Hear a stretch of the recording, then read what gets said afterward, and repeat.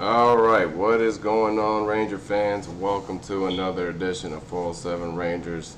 It is your host, Raymond Tapia. Make sure you leave a like, subscribe, and a comment, and turn on your notifications when I'm about to go live, upload highlights, or go on a stream. So, of course, the New York Rangers somehow can't win another home game for their life right now.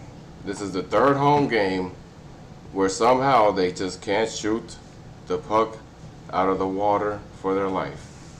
And I truly don't know what more I can say or do from here. If for some odd reason it looks like the Rangers are just going to be nothing but a good road team. Like winning a game at home it sounds like it's going to be impossible. The fact that a gold horn has not even went off yet, and we're already like 5-6 games in, and they still haven't given the crowd a fucking gold horn, and we're 3 games in. It's absurd. Like, why are you doing this to us? Why are you torturing those fans, making them spend all that money just to watch them get cardio and Igor Shesterkin just saving the shit out of them tonight?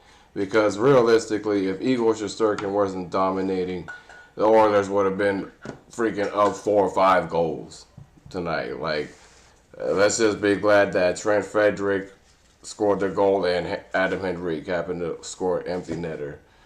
Now, I can't say they actually did a good job on defense because for some odd reason, this team looks like they got defensively better but offensively worse. It makes no fucking sense. Like, what are we doing? And the fact that the fourth line is outplaying the top line, and we're just still getting donuts. Man, we should be freaking concerned, cause bro, that's wild. Like, if anybody's spending money for those Garden games and they're sitting at sections VIP and all that, I feel sorry for you, cause man, you really spent thousands of dollars to once again for the third time at home to watch this team not give you a gold horn. Like, at this point, fuck winning at the Garden. Give the fans a gold horn for like something.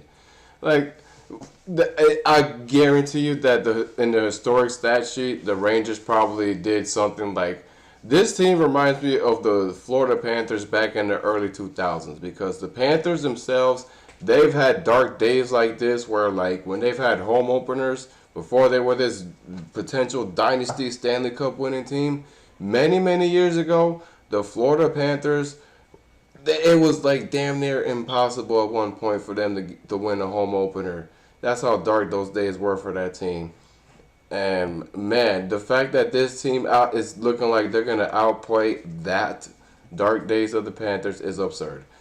What's even more sad is the Dark Day Rangers won more home games than this team right now. Let that sink in, guys. I've watched the darkest days of this team win more home openers than this core right now. That's pathetic. How the hell you let the Dark Days outplay you? You're really letting the Dark Day New York Rangers have more home game wins than this current roster. And Artemi Panarin, I truly don't. It's sad what we're seeing right now. It looks like the game has left Panarin. I don't know what happened this offseason. I don't know what was said with Drury and Panarin. I just don't know. There's something in the air right now that got Panarin looking like he's just completely checked out.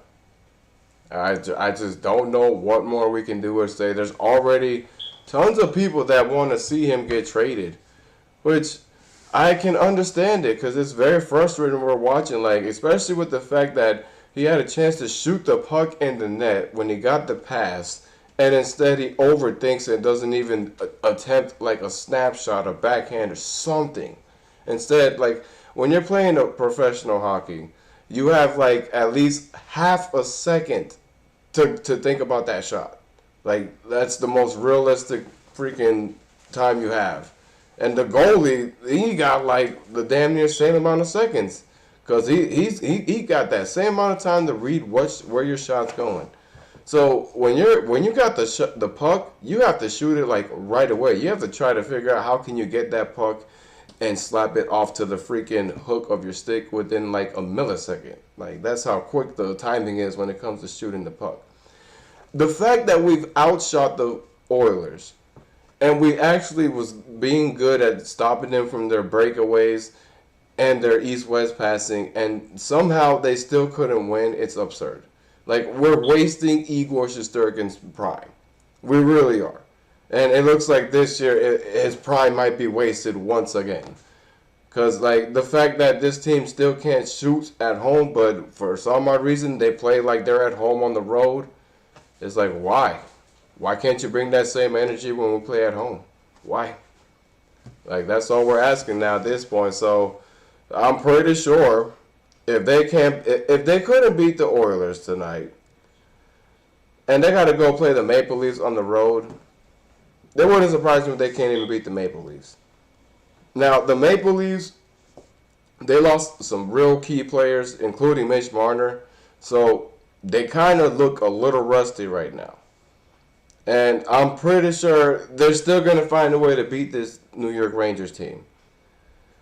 And if you ask me how I feel about Artemi Panarin, like, if you're checked out and you're done with this team, just, like, sign off your no movement clause and let freaking Drury figure out what he can do with you. Because I can already see that we're not getting a 90-point version of Artemi Panarin this year. Hell no. You see how he's playing? Let me ask y'all something. The way he's been playing, does that look like a 90-point fucking player to you? Does that really look like a guy that can give you 90 points for the season once again? Because the way this looks, I'd be surprised if he gives you guys 70 points this year.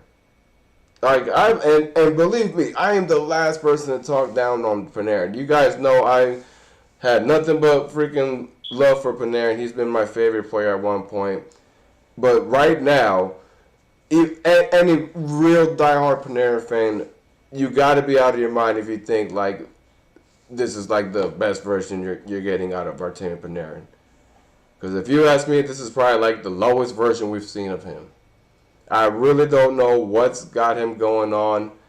I don't know if it has to do with like the incident from last season with the whole freaking social media worker and all that BS. Like, for all we know, it's still either that or he's still freaking dealing with an injury. There's no telling what got Artemi Panarin doing that. JT Miller had opportunities. He was shooting the puck, but I still could not for my life understand why you're letting Stuart fucking Skinner, the goalie that got the Panthers 2 Stanley Cups, outplay you. You let a goalie that was so mid, he made the Panthers get 2 Stanley Cups easily, and you still couldn't score a goal. Like, the fact that Skinner looked like an $11.5 million goalie is absurd. Like, how did you guys let Stuart Skinner outplay Igor Shesterkin? That it's just diabolical work. And honestly, I just don't know what more I can say or do about this team. I mean, this team's doing good defensively. Gavrikov looked all right. Adam Fox didn't look too bad. Even Braden Schneider, surprisingly, was not doing so bad. And Urho Vakanainen, I really don't know why in God's name he has a 5-year extension.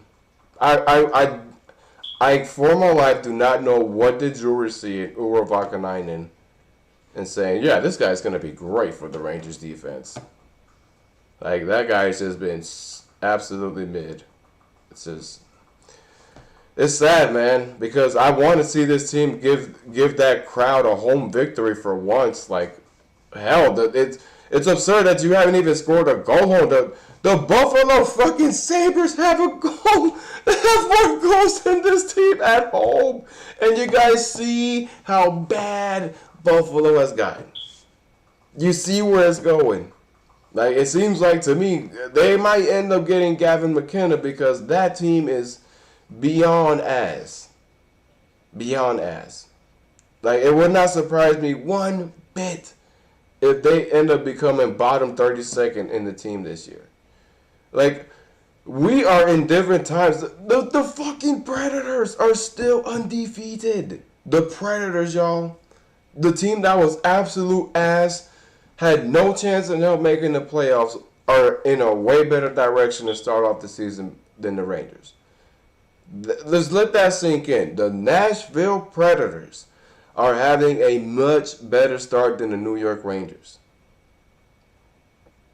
That is nasty work. And I don't know what. Listen, that not having Trocheck, you guys see what happens. Trocheck was the guy that actually controlled the puck real well, was real good at pretty much spacing and giving the players opportunities for them to shoot. And himself, he was really good at shooting the puck and putting it in the net. And he was very vocal too. So you guys can see that not having Trocheck's presence, it's definitely feeling it on the Rangers.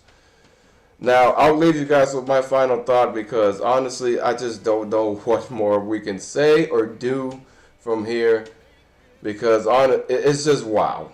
How did you lock down the Edmonton Oilers? You didn't even let Leon Draisaitl and Connor McDavid give you guys a highlight reel or a 1-2 punch, and you still couldn't give Igor a goal on Skinner? It's crazy. We have to stop doing this. Like, I don't give a damn if you're beating these mid teams. We already see this is a repetitive pattern of last year, where you're beating these mid teams, but once again you can't beat good teams. You can't beat good teams still. So I'm not impressed.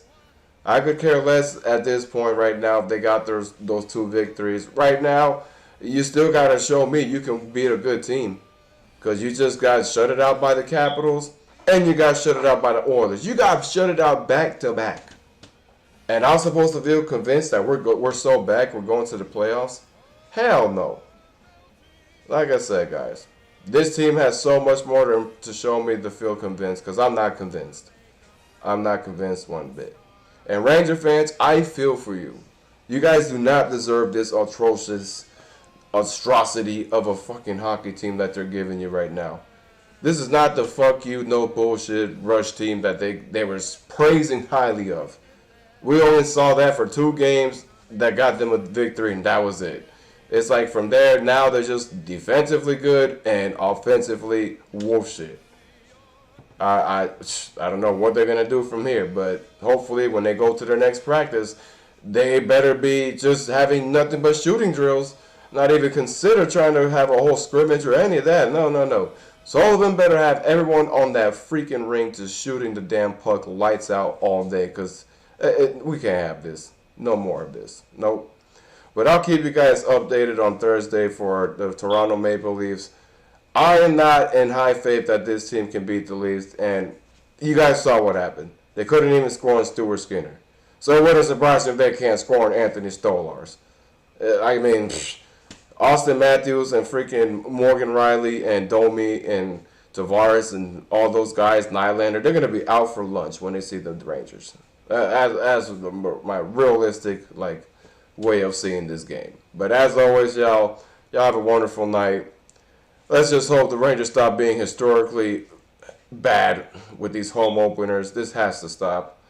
And just keep your mental health in good shape because we might be having a mental health roller coaster with this team again, y'all. So just get ready. And as always, thank y'all for watching. Y'all have a wonderful evening. We're almost at 150 subscribers. Your support is always greatly appreciated, even in these tough times, because no matter what, I'm going to always give you guys this content. They could be 0-82, but I'm still going to be here because that's what this grind is all about. So as always, y'all have a wonderful night. Thank y'all for watching. Let's go Rangers, despite them doing all this ruckus.